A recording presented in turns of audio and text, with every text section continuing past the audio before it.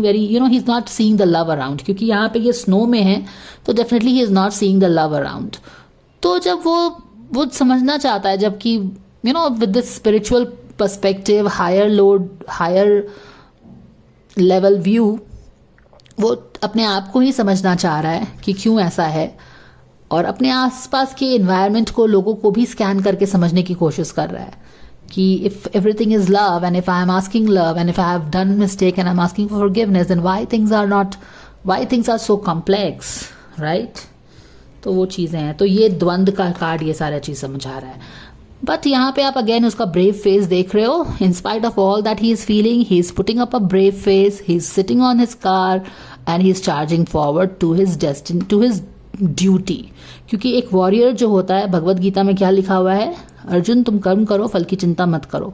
सो यहाँ पे this is was I am probably, I don't know if you not know, but Arjun didn't of course wanted to fight his brothers in the Mahabharata का जो war हुआ था, कुरुक्षेत्र में जो लड़ाई हुई थी, Arjun didn't wanted to fight that because he got cold feet. क्योंकि क्या हुआ था कि कृष्णा ने जाके जो उनका रथ था वो सामने किसके रख दिया था, द्रोणाचार्य के सामने और भीष्म पितामह के सामने में जाके उनका रथ रख दिया था. And it was done on purpose. एक तरफ जो द्रोणाचार्य थे, उनके कौन से गुरु थे, जिन्होंने हर चीज उनको सिखाया था, right.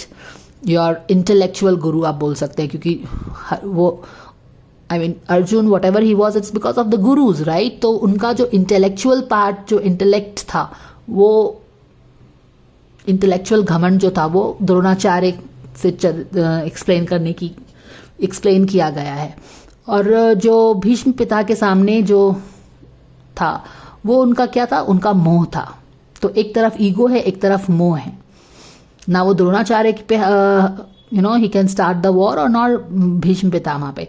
And therefore the confusion कि ये तो मेरे अपने ही है, ईगो भी मेरा अपना है, ये जो मेरे रिलेशनशिप है ये भी मेरे अपने ही है, तो मैं किससे लड़ाई करूं. So he was not wanting to do the लड़ाई, and Krishna exactly wanted to create this confusion in Arjuna's mind so that he can go through that dilemma of not fighting, and therefore Krishna can start the whole discourse of Gita कि why you have to fight.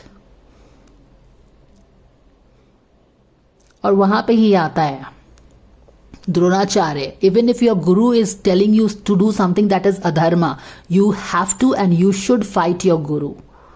And therefore even if your family is on the side of adharma, you should follow Dharma.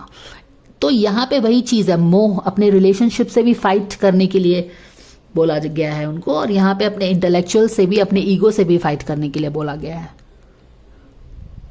Anyways, long story short, यहाँ पे क्या है, irrespective of whether you feel right or wrong, in the right frame of mind to show up for your duty, the thing is you should still sit on your chariot and walk towards your line of duty, जो कि clearly Mahabharat Bhagavad Gita में लिखा है कि अगर तुम fight नहीं, because Krishna तो, अर्जुन तो बिल्कुल भी फाइट नहीं करना चाहते थे, बट कृष्णा उसको बोलते हैं कि नो, अगर तुमको लगता है कि तुम अपने ये तुम्हारे द्रोणाचार्य तुम्हारे गुरु हैं और ये सोच के तुमने उनसे फाइट नहीं किया, और भीष्म पिता तुम्हारे पिता समान है, पिता तुल्य हैं, और इसीलिए तुमने फाइट किया, तो ये मत सोचना कि तुमको दुनिया जो है बहुत ही एक्सेप्ट कर लेगा तुम्हारे इस थीसिस को. दुनिया वही बोलेगी कि you are a coward, because as a kshatriya you are a warrior and your duty is to fight for dharma. तो don't be a coward Arjun. तो ये सारी चीजें बोली गई थी ना भगवत गीता में. एनीवेज, आगे बढ़ेंगे.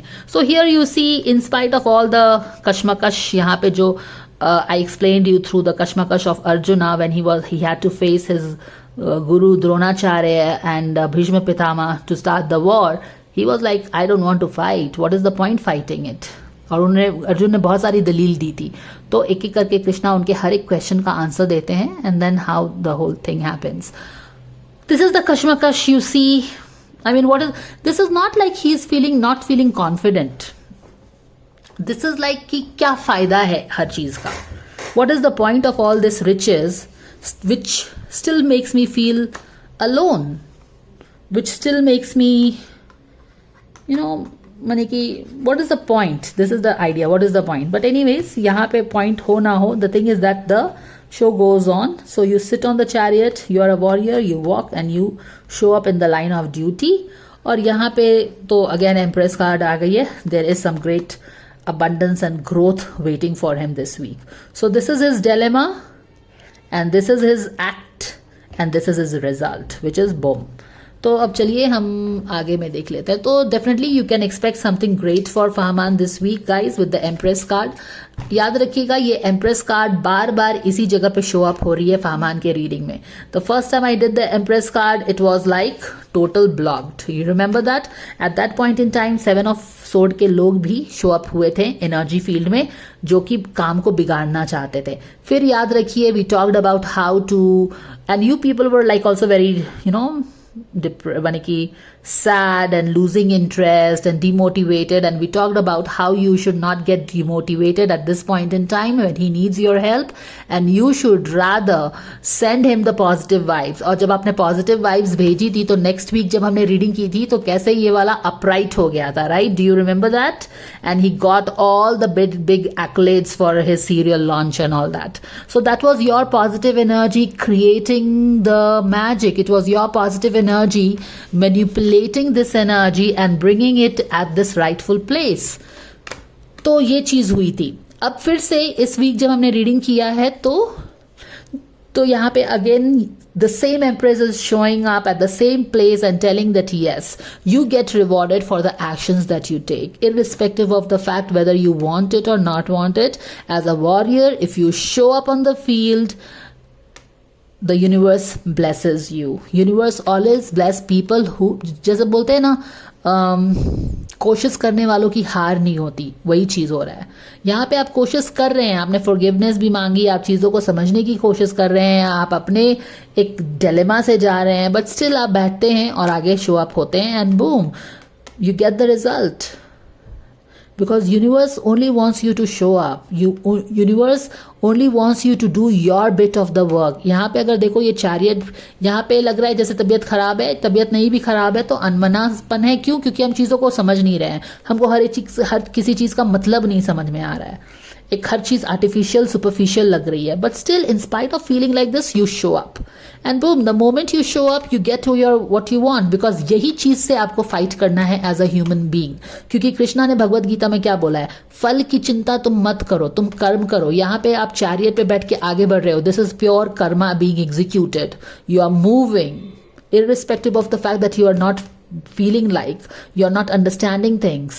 You're not even understanding that why should you get up and sit on the chariot and move your chariot, but you have to do your karma. And the moment you put your karma, universe, you propel universe to start taking its action. यानी कि इस जैसे कि Newton का law है ना, for every action there is a equal and opposite reaction. तो जब आपने ये एक्शन लिया तो boom you get the reaction. इतना सारा चीज एक्सप्लेन बस फहमान के लिए नहीं है. I am trying to also explain how you should operate in your life. And therefore I am putting so much of time into helping you explain things. Anyways, अब आप समझ गए हो. तो एम्प्रेस के कार्ड और ये जो 3 ऑफ सोर्ड की हमने बात की थी ना लास्ट मे की जर्नी से, लास्ट फेज ऑफ मे का जर्नी जो कंपेयर किया था, 3 ऑफ सोर्ड का कार्ड आया था. This is exactly what it 3 of sword, cancel, clear, delete. बहुत 3 ऑफ सोर्ड क्यों हो रहा है? क्योंकि हम बहुत नेगेटिव हो रहे हैं. क्यों नेगेटिव हो रहे हैं? क्योंकि हम लव को समझने की कोशिश कर रहे हैं. क्यों लव को समझने की कोशिश कर रहे हैं? क्योंकि हमको लव यहाँ पे नहीं मिल रहा है, हम अपने आप को अकेला पा रहे हैं. क्यों अकेला पा रहे हैं? क्योंकि हमने फॉरगिवनेस मांगी तभी भी हमको फॉरगिवनेस नहीं मिला. तो जब हमको नहीं मिला और हम अकेले ही रह गए तो लव का क्या मतलब है? और जब लव शव का कुछ मतलब नहीं है और अकेला ही रहना है तो इतने सारे रिचेस का क्या फायदा है? So you see how deep it is going into the understanding the meaning of life and everything. And again it all boils down to getting spiritual because you are not understanding the 3D knots here and there. कुछ समझ नहीं आ रहा है and it keeps on going boiling and all that. All right. And in spite of all that is going on in the mind, ये three of sword energies है. You're not feeling well, you still show up and yes, you get the results. So dear angels, thank you so much for the guidance and blessings coming for Fahman for this week. What is that he needs to be careful of? What is that he needs to surrender? Can we please know? Yes. Surrender your desire to control people. Some sort of control. There are some sort of expectation from the people. being over controlling can sabotage relationship. Exactly. शायद he is being rigid in certain relationship where he expects something, क्योंकि यहाँ पे उसके दिमाग में बहुत सारी चीजें चल रही हैं. You understand? 5 of Pentacles चल रहा है. क्यों अकेलापन है, क्यों मुझे अकेला छोड़ दिया गया है स्नो में. I asked for forgiveness. I am feeling this forgiveness. तो this thing है. Being over controlling can sabotage a relationship. To more effectively achieve your goals, back off, regroup, and give the situation breathing room. So yes, we cannot.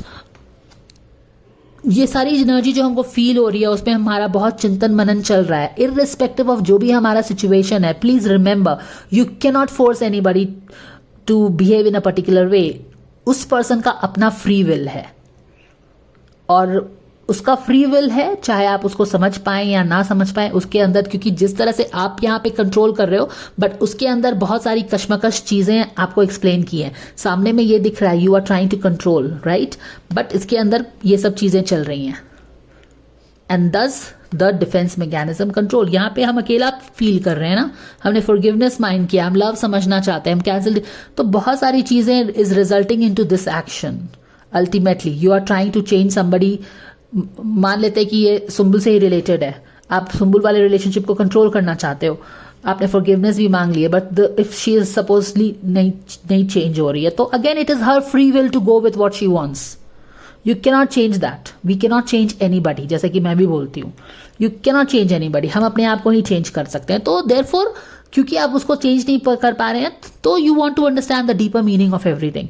You understand, guys? So that is how it is. Some kind of frustration is building up here.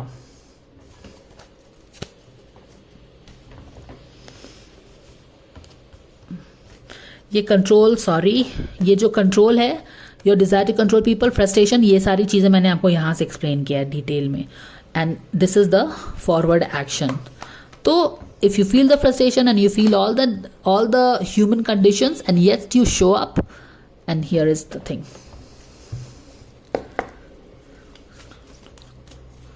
Guidance coming for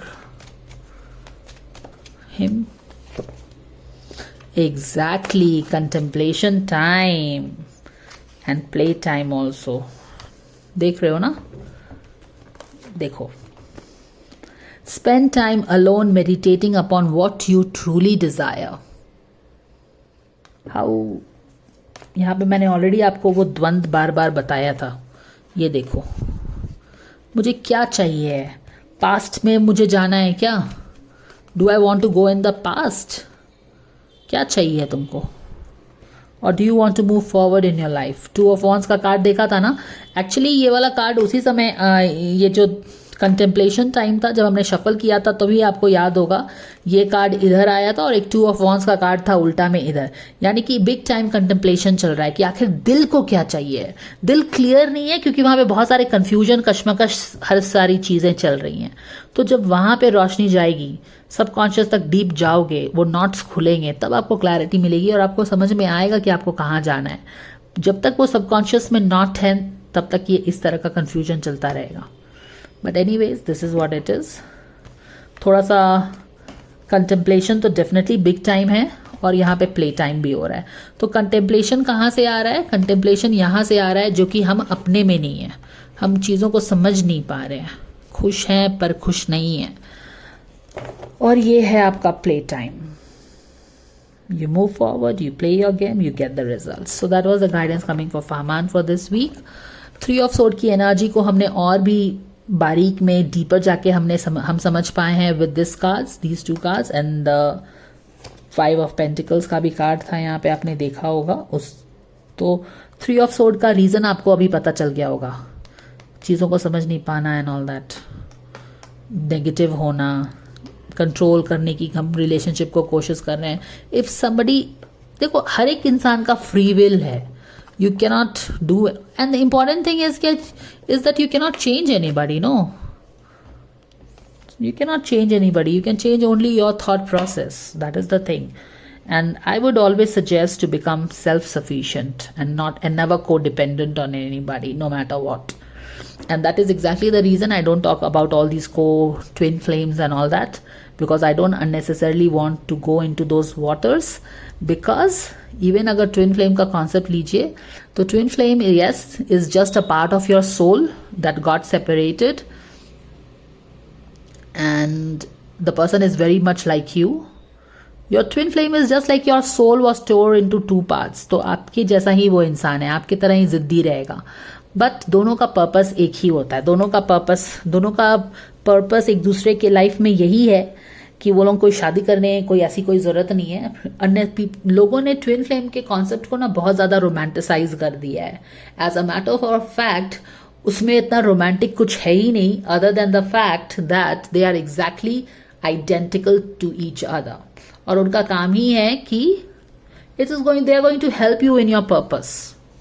and they जो बाकी सारे लोग जहाँ पे politically correct हो जाएंगे, और the twin flame thing is not like that. उसको मतलब नहीं होता है कि दुनिया उसके बारे में क्या सोचे, क्योंकि उसका पर्पस है उसको बेटर करना, तो उसको वो बेटर करेगा. यहाँ पे देख रहे हो ना ये कॉन्सेप्ट जो आ गया है, ये तो उसका काम है, क्योंकि इसका लाइट वर्कर का काम आ गया. तो दिस अब क्योंकि फहमान के रीडिंग में लाइट वर्कर का अर्थ एंजल का काम आया, तो अगर मान लेते कि अगर ये ट्विन फ्लेम वाला कुछ कॉन्सेप्ट है भी, तो उसका पर्पस बस यही है कि सुम्बुल अपने आप को पहचाने, अपने पर्पस को पहचाने.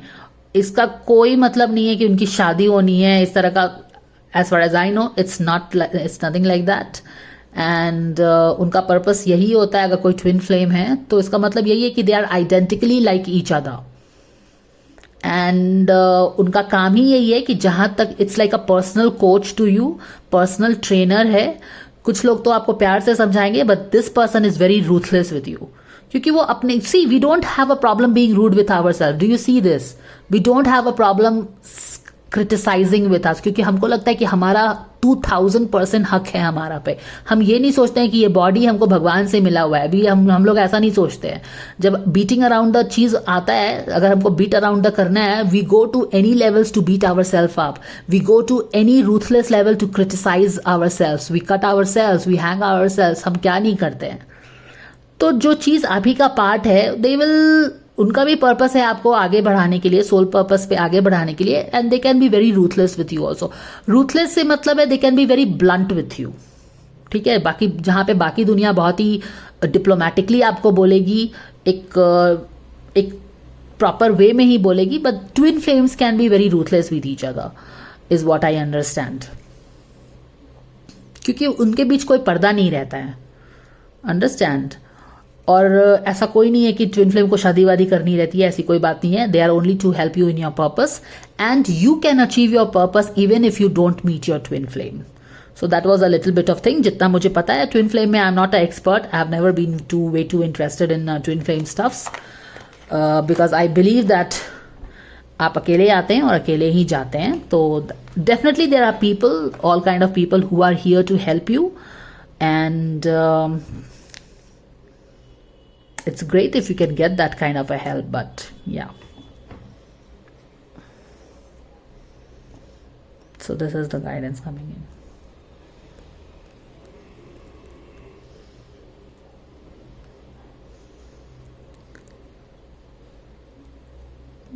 This is the guidance.